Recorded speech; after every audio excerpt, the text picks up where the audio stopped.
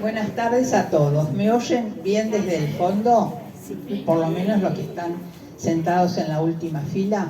Bueno, en nombre de Graciela Uribarri, amiga mía de cuarta generación, yéndonos hacia atrás en el tiempo, desde las abuelas hasta nosotros, les doy la bienvenida con mucha alegría, porque este es un proyecto de muchos años y como la memoria en el ser humano no tiene calendario, es como que tiene un eterno presente. Y pensé que es como un regalo de la vida, que a los 78 años yo, y 78 años y un mes y medio, Graciela, hayamos podido concretar este primer capítulo de la novela de una amistad.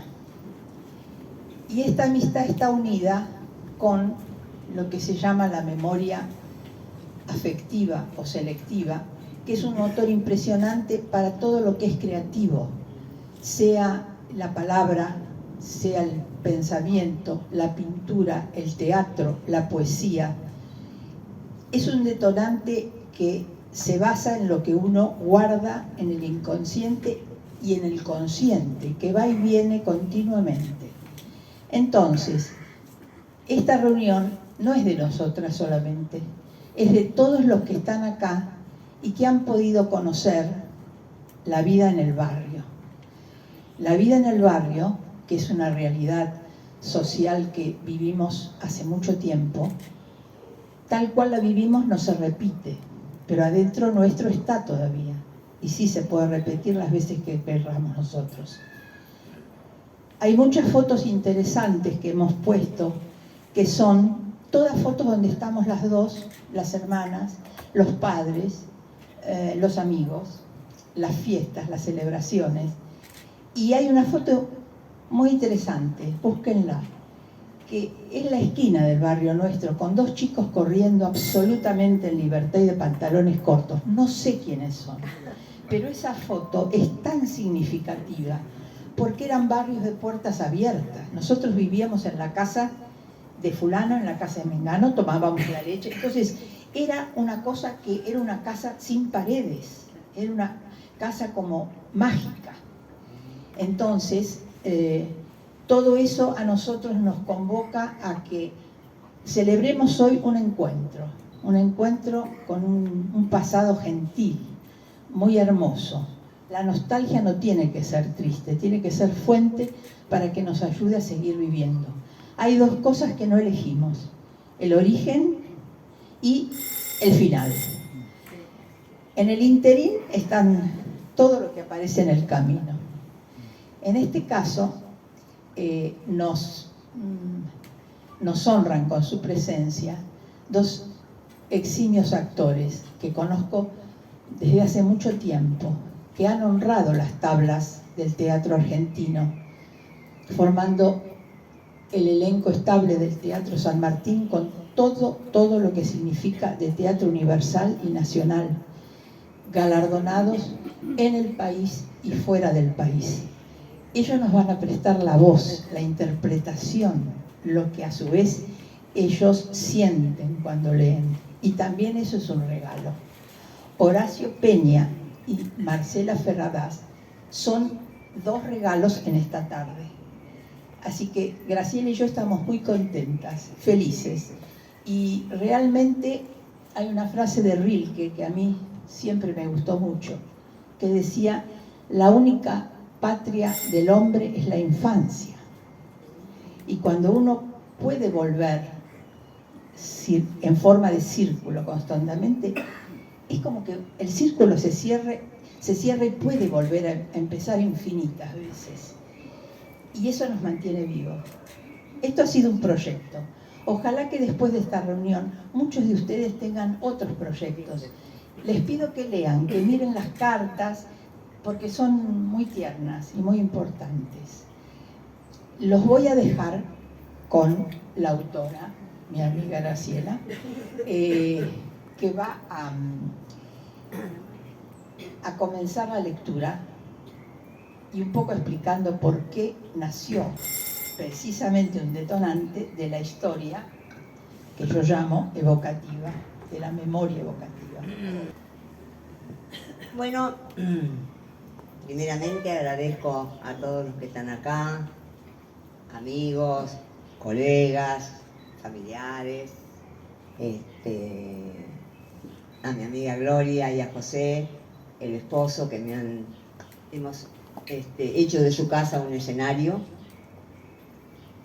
Agradezco también a Mónica Cifrin, que me está acompañando acá, con la cual inicié mis primeras aventuras literarias.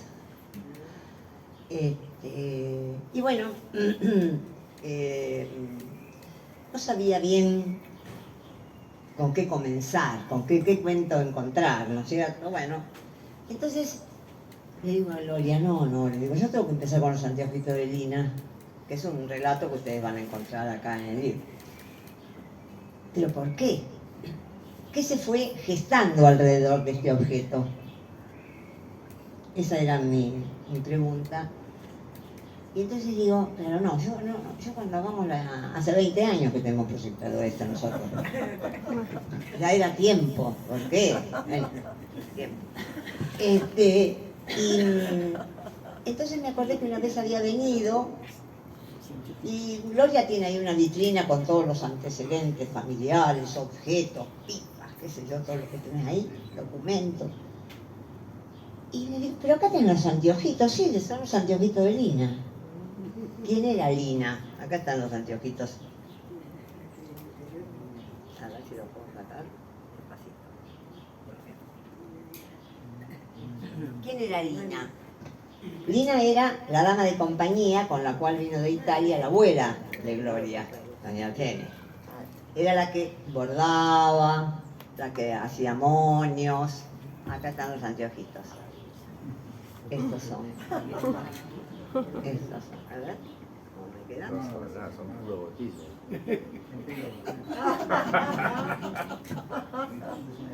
Bueno, entonces ahí le digo, Gloria, le digo, soy anteojito de Lina. Ay, pero ¿cómo tener los anteojitos de Lina? Le digo, bueno, mira, hace 20 años de esto, ¿no? Yo con esto voy a hacer algo. Y bueno, alrededor del objeto de los anteojitos de Lina se escribió el cuento de los anteojitos de Lina, que ahora les voy a leer. Los anteojitos de Lina. Lucía se miró en el espejo del comedor y el moño de cinta blanca que Lina le había hecho atando algunos bucles de su cabello le gustó. Parecía una mariposa. Estaba perfecto. Casi de azúcar almidonada. Todos los moños que Lina le hacía eran así. Mezcla de pájaros, aromas de albahaca y algunas lucecitas de sol. Ella era la constructora de sus novios. A veces, a algunos en el nudo les colocaba una gotita de perfume, pero eso era para los cumpleaños. Esos no se los sacaba cuando se iba a dormir, pero los de Navidad y Año Nuevo, al llegar a las 12, se los regalaba a su abuela, que los guardaba en una caja rosa arriba del ropero. Para Lucía siempre fue un misterio cómo los moños quedaban siempre como recién hechos al final del día. Pero para Lina no solo se trataba de los moños. Lo más importante eran sus anteojitos hechos con 2 diminutos cristales sostenidos por un armazón de plata que ella se colocaba para bordar. Y bordaba, y bordaba. Decía que era por los anteojitos que los moños no se deshacían. Eran mágicos como ella.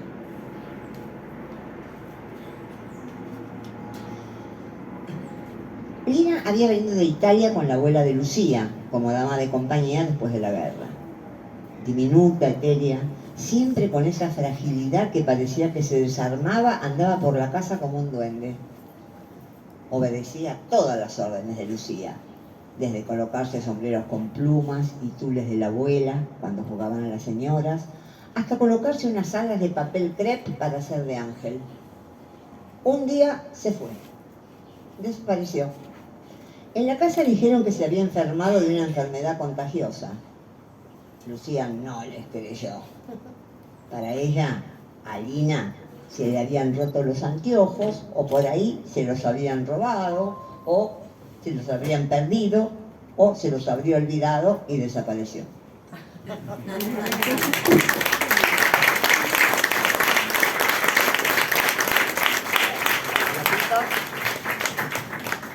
Buenas tardes. Si me permiten, yo voy a ser un poco personal. Ya que se dijeron las edades, yo puedo también. Con Graciela nos conocemos desde adolescentes, desde que estaba de novia con Daniel. Fuimos compañeros de teatro en algún momento también de nuestra vida. Dejamos de vernos durante muchos años y cuando nos encontramos fue como si no hubiéramos dejado de vernos, lo cual siempre es un milagro. Creo que fue Magritte el que pintó o dibujó una pipa y debajo le puso el cartel: esto no es una pipa. Yo voy a contradecirlo ahora porque esto es un libro que además se llama Mi Libro, que tiene que ver tanto con Graciela. Graciela, el ser que yo recuerdo y el ser que yo conozco, es un ser no callado. Pero eso no quiere decir que cuente cosas. Habla. Es guardada. Es secreta. Este libro se podría haber llamado Mi Alma. Se podría haber llamado Mi Vida. Se podría haber llamado Yo. Se llama Mi Libro. Pero yo les voy a pedir que cuando lo lean tengan mucho, pero mucho cuidado. Porque en esta literatura cristalina que compone este libro hermoso, se esconde algo que es muy peligroso, que es la poesía. La poesía es realmente riesgosa, porque nos toca el alma cuando menos lo queremos. Así que léanlo apasionadamente, pero con cuidado, y déjense sorprender por la poesía. Si me permiten, yo les voy a leer dos pequeños cuentos de este libro. El primero se llama Greta. Desde abajo, Greta dibuja con su mirada un nuevo espectáculo. Ya no más las copas y las ramas de los altos pinos se mueven con el viento. Desde ahora hablan moviendo sus brazos. Los pinos de mar azul son tan altos que casi no se escucha lo que dicen. Lo único que se ve es cuando se besan y se abrazan.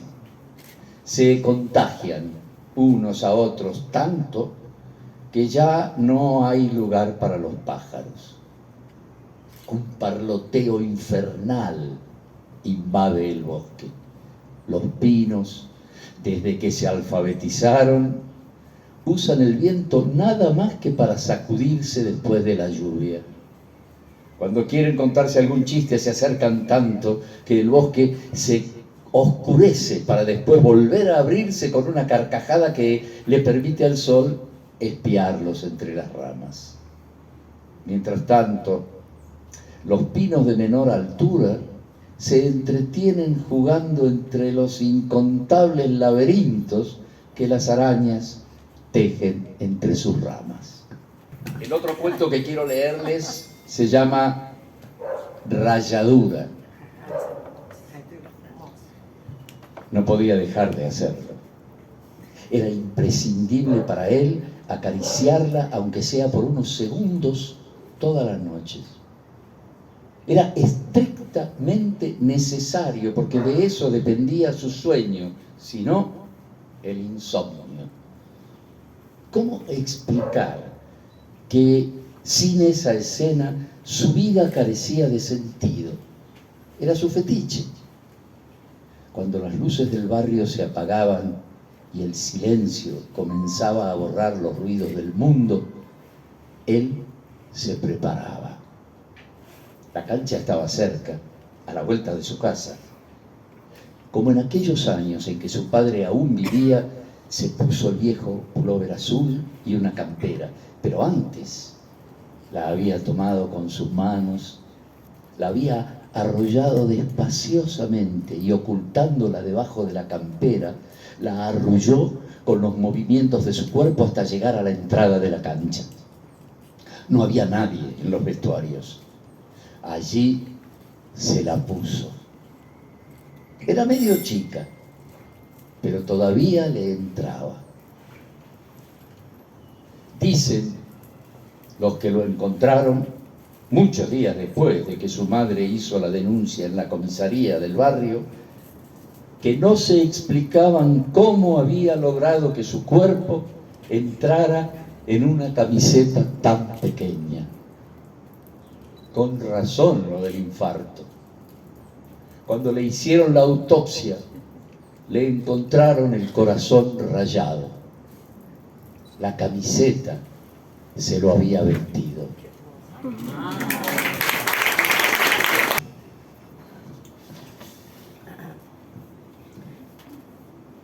A mí me fue muy difícil elegir los cuentos para leer, porque verdaderamente me gustan absolutamente todos. Y me tomé el atrevimiento de esbozar unas palabras sobre el libro. ¿Me dejas? ¿Cómo no? Muy bien.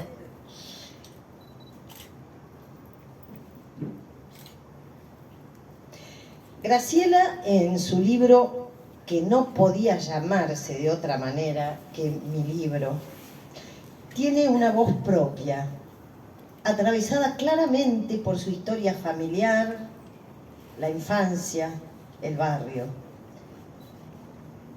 pero que está a su vez excedida, expandida, ya que sus textos se apoyan en la evocación de su tiempo de infancia, justamente, y se despliegan por diferentes universos: el onírico, el de la fantasía, el de la prosa poética. Yo encuentro en los textos de mi libro los ecos del Cortázar de un tal Lucas, de Cronopios, de las historias de Cronopios y de Famas, tanto como la sensibilidad y la introspección de una autora que me encanta, que es Jane Bowles. Graciela hace que sus cuentos varíen el registro de habla de sus personajes desde mi punto de vista con maestría, con la habilidad de una autora experimentada que realmente nos sorprende editando hoy, en este tiempo, su primer libro, que espero que sea el primero de muchísimos. Y voy a leerles entonces dos cuentos. El primero se llama Letra Gótica. Ahora que soy más grande, me doy cuenta de la seriedad de la letra gótica. Antes, cuando tenía 7 u 8 años, solamente me importaban todas las vueltas, revueltas, giros, contragiros, líneas que terminaban como cintas al viento, más gruesas al principio para después hacerse tan finitas que parecían suspiros. Es que el dibujo es lo único que le importa a uno cuando es tan chico. De todas maneras, siempre estas letras fueron especiales. Había que usar tinta china, plumas con una punta gruesa y tener sumo cuidado con el secado, ya que no se podía usar el secante, sino que había que dejarlas secar así, solitas, para que no perdieran el brillo. Yo esperaba ansiosamente terminar mi cuaderno de clase. Hasta a veces, cuando veía que me faltaban 2 o 3 hojas, escribía con letra más grande para que se acabaran lo más pronto posible. No quiero ni contarles. Una vez llegué a arrancar la última hoja. No sé si será por usar la tinta china, que para mí era todo un acontecimiento. Digamos, una ceremonia como la del té en la China. Lo único que yo sabía era que se acercaba el momento de la carátula. Hoja primerísima del nuevo cuaderno, donde mi padre mostraba toda su destreza en el manejo de la lapicera con la pluma de punta gruesa. Porque, ojo, no es que el secreto estuviera en cargar la pluma con un montón de tinta, sino que él sabía la cantidad exacta y la distribuía de tal manera que volvía a mojarla solamente después de haber finalizado cada letra. Era un escribir acompasado, casi como un baile, donde había un tiempo entre un paso y otro. Ya sé, ustedes me dirán que para las mayúsculas necesitaría más tinta, qué vivos. Eso él ya lo tenía calculado de antemano. Las mayúsculas a mí me parecían sombreros con plumas, como eso que usaba Argene, la abuela de mi amiga Gloria, cuando se iba al Colón a escuchar la ópera.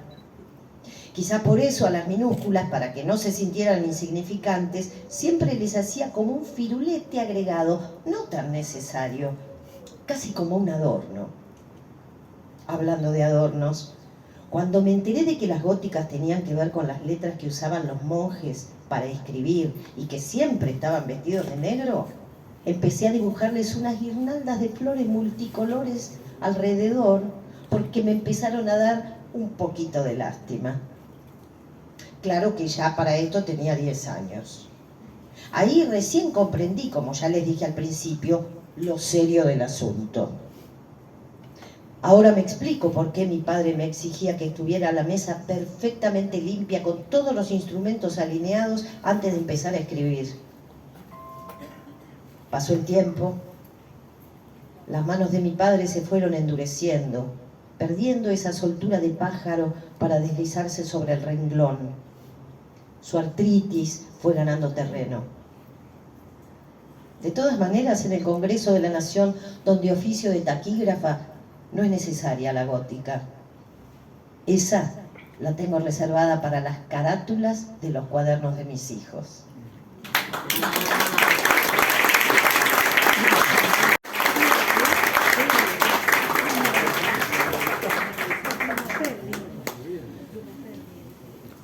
Loca de remate. Se miró en el espejo después de haber elegido el vestido rojo para probarse. Rojo escarlata, rojo carmín, rojo bermellón, rojo sangre, rojo de los claveles que la abuela cultivaba en la terraza, rojo del lápiz del carpintero del abuelo, rojo lavado de los vestidos que mi madre me hacía con los carteles de remate que ponían en mi casa cuando mi padre no levantaba la hipoteca, rojo de colorete con que me pintaba las mejillas, rojo de las frutillas en verano, rojo rojísimo de vergüenza cuando me descubrieron leyendo Las 1001 noches, rojo punzó de la mazorca en los libros de historia, rojo dulce de la gelatina de cereza, rojo rubí del anillo de mujer que le encontré a mi marido en un bolsillo de su saco, rojo lacre en los sobres de las cartas de amor prohibido de mi madre. Cuando se miró de nuevo, todavía estaba desnuda. No se había probado aún el vestido.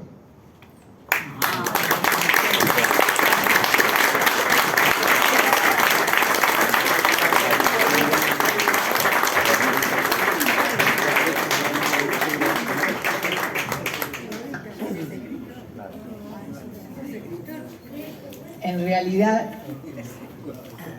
la voz es un instrumento inigualable para traducir sensaciones. Nosotros que estamos todo el día con los mensajitos, no perdamos el uso de la voz del amigo, la voz del compañero, la voz que tiene tiempo sin medida para hablar. Eso hay que defenderlo a toda costa, porque nosotros vivimos un tiempo donde había tiempo sin tiempo. Y entonces creo que el mayor ejercicio de la libertad del ser humano es usar esa libertad para elegir la forma de vivir, pero en función de los sentimientos, de lo que se siente. Hay una frase de un pensamiento de Alessandro Barico que a mí me impactó mucho, porque tiene que ver mucho con toda esta reunión nuestra de hoy, que decía que el ser humano nunca está solo, porque ya viene desde el sueño de la sangre de mucho tiempo atrás,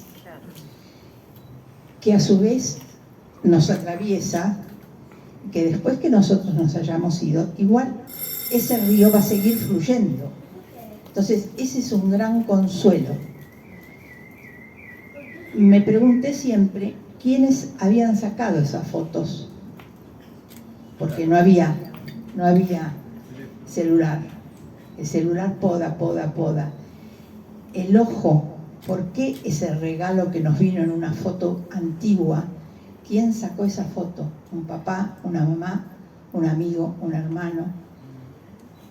Por eso es importante esto que es, me lo digo yo misma también, ¿no? O sea, usemos ese tiempo de los afectos en función de lo que realmente nos importa. El ser humano y el mundo se humaniza solamente en esa línea, no con todo lo otro. Lo otro se pierde, todo es prestado, no traemos nada y no nos llevamos nada. Sí, la memoria de lo que hemos vivido. Así que yo los invito a tomar una copa de buen vino en el sector de La Parra, en el sector de adelante, pasen por la casa, miren las fotos, lean las cartas que hemos reunido para ustedes y que se reconozcan en muchas de esas fotos. Es un placer haber podido llegar hasta acá, Graciela. Un círculo perfecto.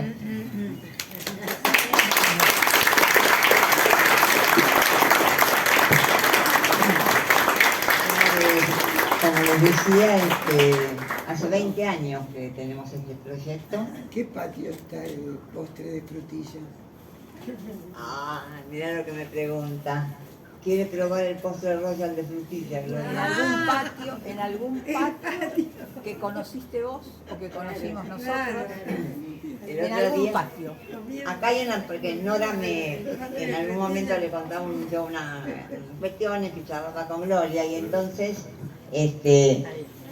esta es una reunión de alguna manera, tiene su cuestión literaria, ¿no es cierto?, por los libros y esto, pero nosotros hacíamos cuando teníamos, yo vivía enfrente de la casa de ella, desde que nacimos, teníamos 10 años más o menos.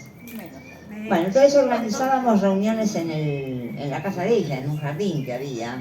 Rey bailaba el fandanguillo, ¿no? Creo. Mi hermana bailaba el fandanguillo, sí. El fandanguillo, música española.